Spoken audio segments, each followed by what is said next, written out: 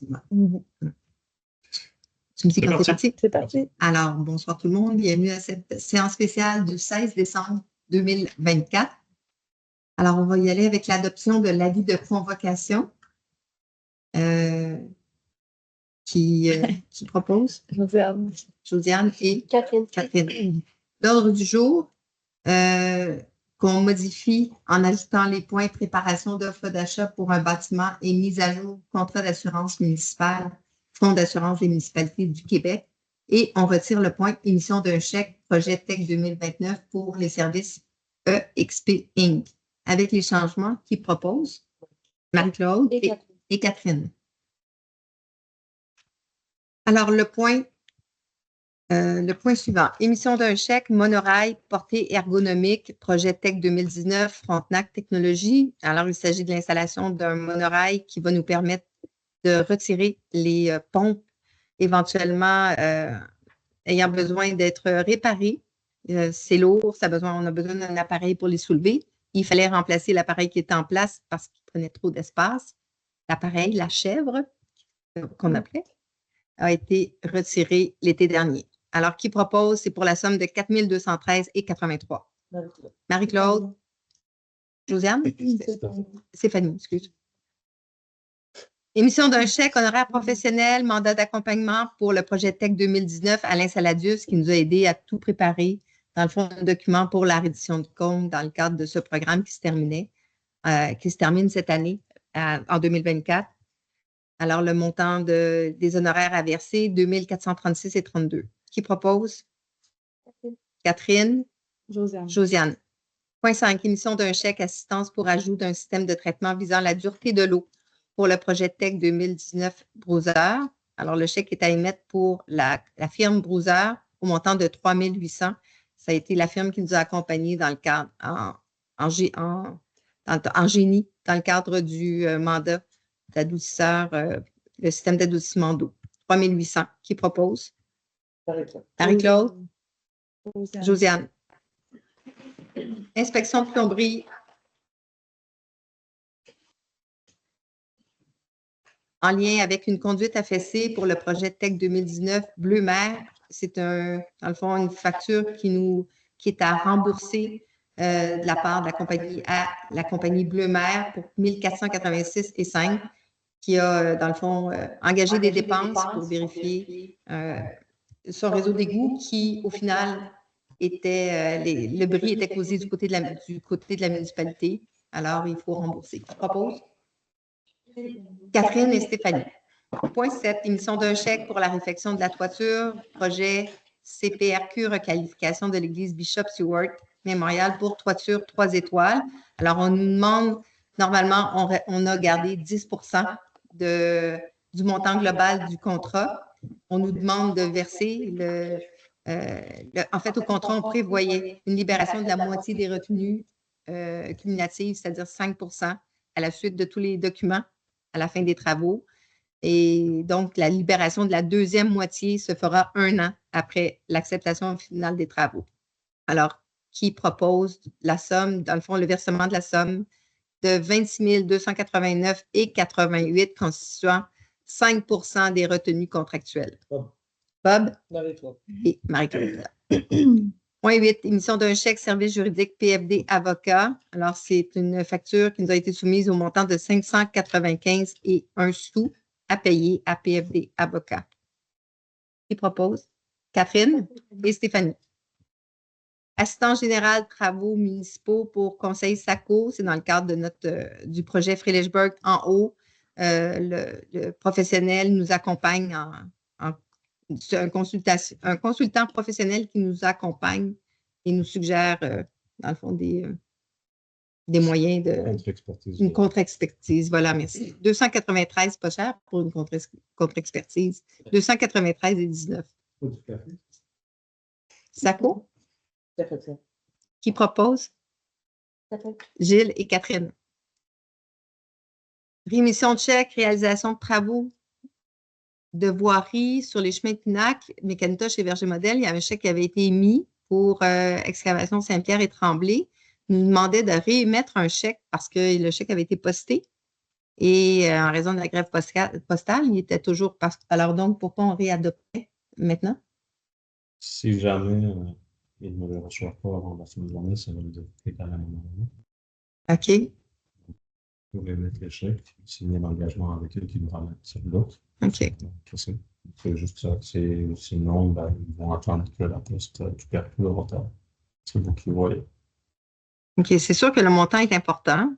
457 186,26. On comprend qu'ils ont engagé des frais pour, dans le fond, c'est pas un paiement, mais il reste que la poste reprend mardi. Demain. Mardi. C'est si jamais ils ne le reçoivent pas, c'est ce que. Avant la fin de la semaine, c'est ça l'enjeu. Parce que sinon, nous, on va être fermé. Ah, Il y a ça. Je peux les mettre, je peux les mettre de côté et voir si on est dans la fin de l'année, mais je ne sais pas si c'est parce que ça va les affecter quand même. Ouais. Alors, votre conseil là-dessus? Est-ce qu'il y a des... Moi, c'est la nouvelle. Ça fait trop longtemps. Ouais. Je sais Alors, pas. tu irais de l'avant pour réémettre Ben, un chèque? Parce que je trouve que c'est un peu longtemps. Ben, ils vont chercher. Mais on s'entend que quand on s'entend que quand il a été mis à la poste n'a pas en grève, là? Non. Gilles? T'en penses quoi? Non? En fait, ce que je suggère, c'est qu'on le réémette, qu'on le remette, mais qu'on attende, qu'on le retienne ici. Ouais. Si effectivement, il y a un problème postal, un délai, je m'engage à venir dans le temps c'est ça, de fermeture pour le remettre en bonne et due forme. Bon, Est-ce que ça convient pour tout le monde comme ça? OK. OK. Alors, qui propose? Le chèque va pas être... Oui. C'est ce qu'on va faire dans ce cas-là.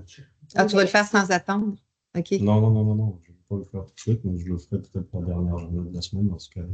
Étant donné que quand même, la semaine prochaine, on est encore ouvert, si jamais à la fin de la semaine précédant la fermeture du temps des fêtes, ben, on fera l'arrêt de paiement en temps et lieu. C'est bon pour tout le monde? OK.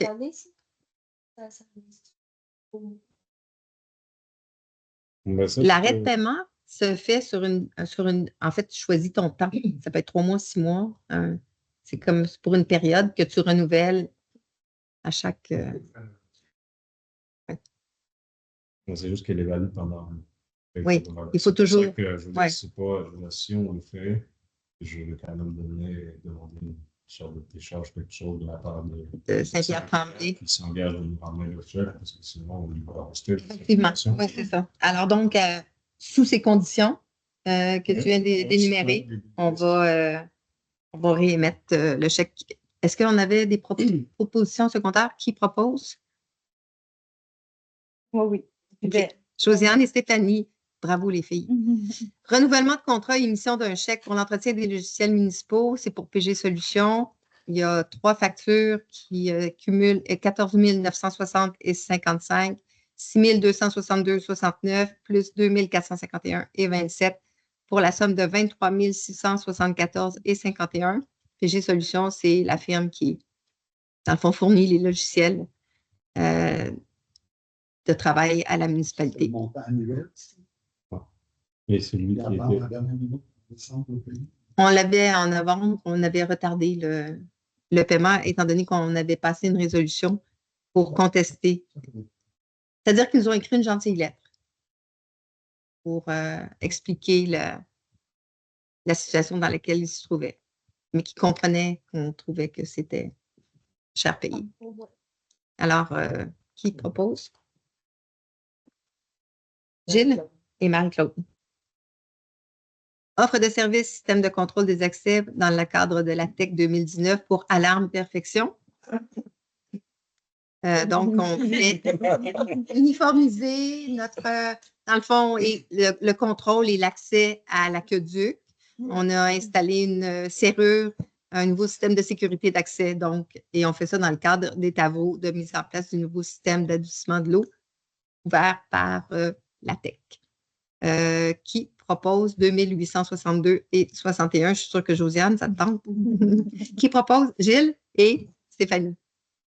Offre de services Internet, Cogeco Connexion et IHR Télécom. Alors donc, on a eu l'offre de services des deux, chacun. Pour Cogeco, c'est pour le 87 rue principale, la station d'eau potable, le 75A rue principale, le chalet. En fait, le service de garde. 17 chemin Saint-Armand, usine d'épuration, et le 3 route 237 Nord, qui est la caserne.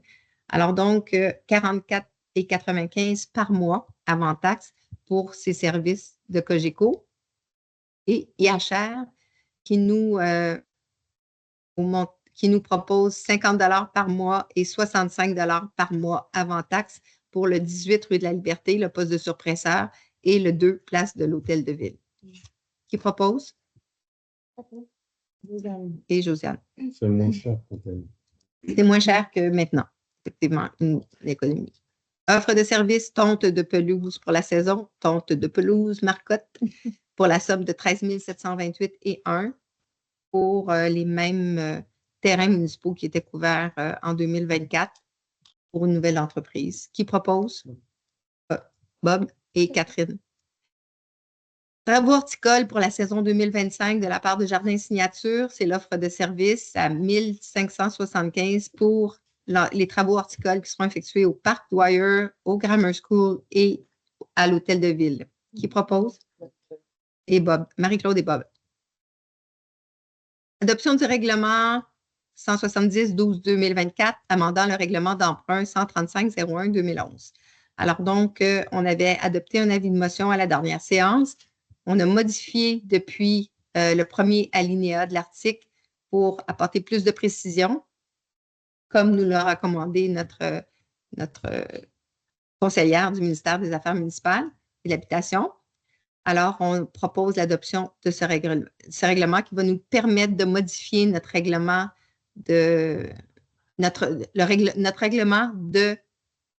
d'emprunt. C'est bizarre comme formulation, mais c'est ça, pour éventuellement pouvoir taxer les services d'eau et d'égout sur la rue de la Liberté. Qui propose? Stéphanie et Catherine. Adoption du règlement modifiant le règlement 169-12-2024 qui modifie le règlement 146-03-2022 pour ce qui concerne la régie interne de nos comités consultatifs. L'avis de motion a été donné à la dernière séance. L'objectif est de pouvoir ajouter un membre au comité société, un membre issu de l'escouade bienveillante. Qui propose? Stéphanie. Catherine. Point 18. Renouvellement des mandats, lancement, appel aux candidatures et formation d'un comité de sélection pour les membres des comités consultatifs. Alors, on veut mettre à jour les mandats des membres des comités.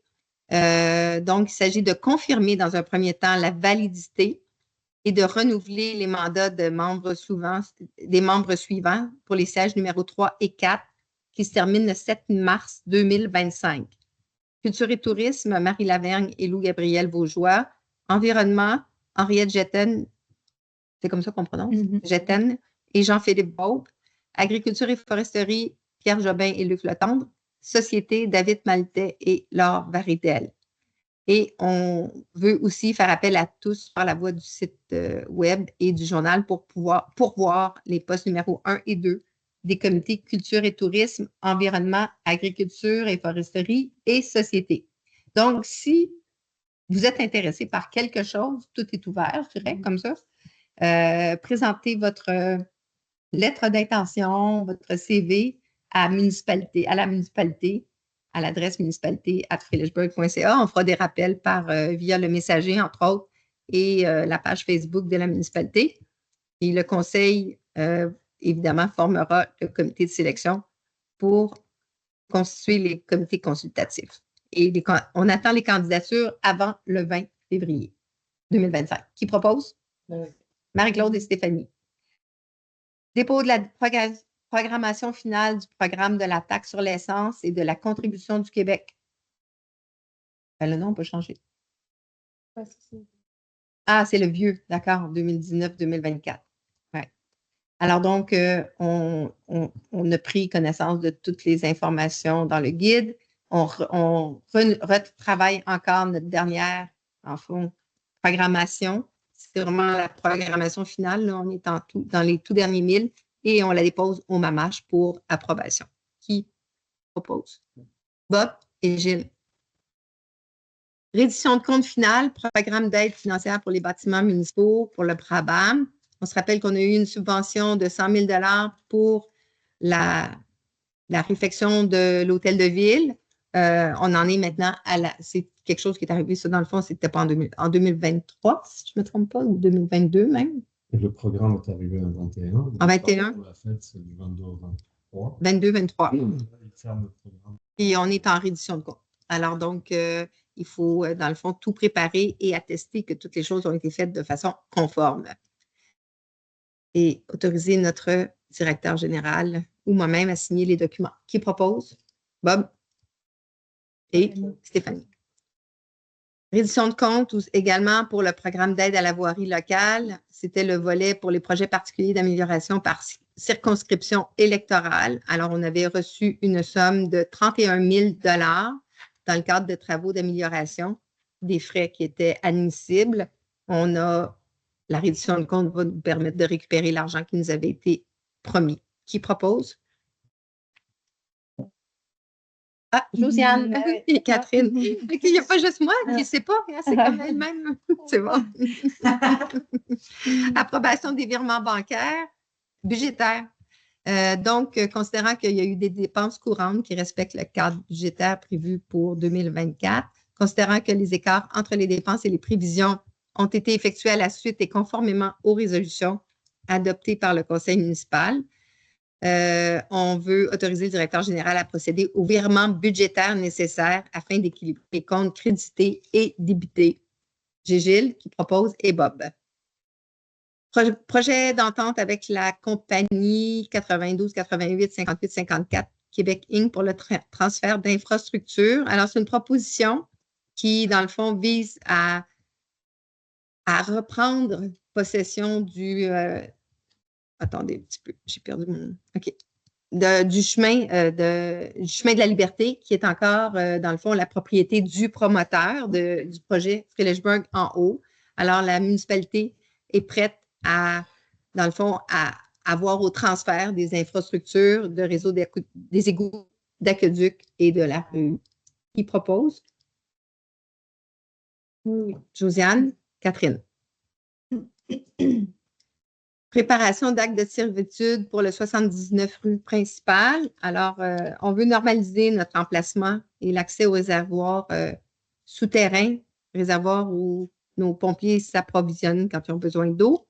On voudrait mandater donc notre directeur pour faire appel à tout fournisseur de services professionnels pour l'accomplissement du présent mandat qui vise à l'établissement d'une servitude. Bob et Gilles.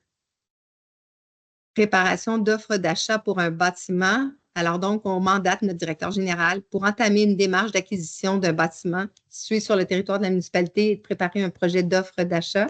Et on l'autorise à faire appel à tout fournisseur de services professionnels pour l'accomplissement du présent mandat. Et bien entendu, à faire un rapport au conseil avant que toute décision ne soit prise à cet égard. Alors, là-dessus, qui propose? Marie-Claude et Bob. Mise à jour du contrat d'assurance municipale, fonds d'assurance des municipalités. On veut, encore une fois, autoriser notre directeur général à mettre à jour notre dossier et, dans le fond, à voir à ce que toutes les incongruités qu'on y retrouve soient retirées de façon à maximiser la rentabilité de la municipalité dans ce domaine. Qui propose? Catherine et Stéphanie.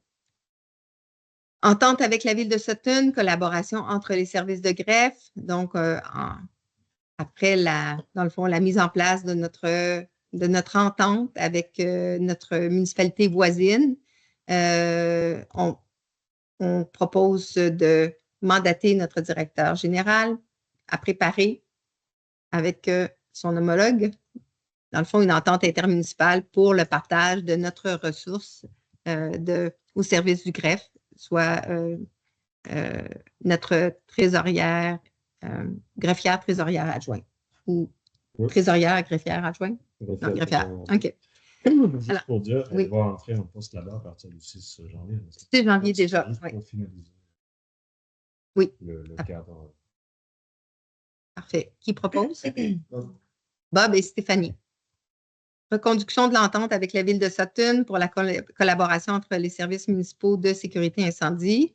On utilise à différents niveaux, autant pour le préventionniste que pour leur expertise en matière de réglementation, les services, donc, encore une fois, du service incendie de Sutton. On veut le reconduire pour l'année 2025. Qui propose? Bob et Stéphanie. C'est une séance spéciale, hein? 29. Programme d'aide financière pour la formation des pompiers et des pompières. On veut soumettre notre candidature pour l'obtention des subventions qui sont versées par le gouvernement du Québec pour la formation des pompiers volontaires ou à temps partiel. On vise à, dans le fond, un pompier, une formation de pompier 1. J'essaie juste de le retrouver.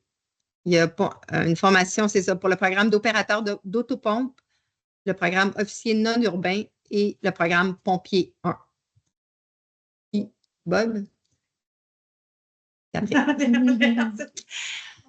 Embauche, inspectrice municipale, entente intermunicipale avec les municipalités de Saint-Armand et de Saint-Ignace de Stanbridge. Alors, donc, de concert avec nos municipalités voisines qui ont participé à l'entrevue, le processus de sélection, donc, qui a permis de mener au choix de cette candidate qui va entrer en poste à partir du 6 janvier 2025. Il s'agit de Cindy Grégoire Charbonneau, donc qui va agir à titre d'inspectrice municipale selon les conditions privées de son contrat pour les 3 municipalités. Alors, qui propose? Catherine et Josiane. Donc, maintenant que cette inspectrice est officiellement en poste à partir du 6 janvier, elle doit avoir l'autorisation d'agir en tant que telle. Donc, on la nomme officiellement inspectrice municipale et qu'elle a, comme tous les autres inspecteurs municipaux, le droit de faire appliquer différents règlements, notamment les règlements d'urbanisme sur l'évacuation, le traitement des eaux usées, des résidences isolées, le règlement qui concerne le contrôle des animaux, qui concerne la paix, l'ordre et les nuisances, entre autres. Alors, qui propose? Stéphanie et Catherine. Mise à jour de contrat de travail des employés municipaux. Alors, les employés municipaux ne bénéficieront pas d'une indexation de leur salaire pour l'année 2025 et l'équipe municipale démontre de cette façon son engagement envers la municipalité et sa solidarité envers les élus qui ne s'octroient pas d'augmentation salariale non plus de leur côté. Donc, on propose d'autoriser le directeur général pour procéder à une mise à jour de la politique contractuelle pour l'année 2025. Gilles et Bob. Fermeture de l'hôtel de ville. Donc, l'hôtel de ville, on propose que l'hôtel de ville soit fermé du 23 décembre 2024 au 3 janvier 2025, et ce pour la période des fêtes. Qui propose? Stéphanie, Josiane. Renouvellement de mandat des membres du comité de démolition. Donc, il s'agit de confirmer la validité et de renouveler les mandats des membres du comité de démolition pour se terminer en même temps que leur mandat d'élu municipal, dans le fond, à l'automne 2025, soit Catherine Marsan-Loyer, présidente, Bob Lucier, membre et président substitut, Marie-Claude Aubin, membre, Josiane Martel, membre substitut, Gilles Prairie, membre substitut, Stéphanie Dalpé, membre substitut, et Lucie Dagenet, moi-même, membre substitut. J'ai étudié comme ça. Okay, merci. Une autre fois. Une autre fois, j'y allais pas. Qui propose? Stéphanie. Oui, c'est ça. On est tous là. Dépôt, décision du comité de démolition pour le 57-59 rue principale. Alors, je te laisse, Catherine. Non, mais.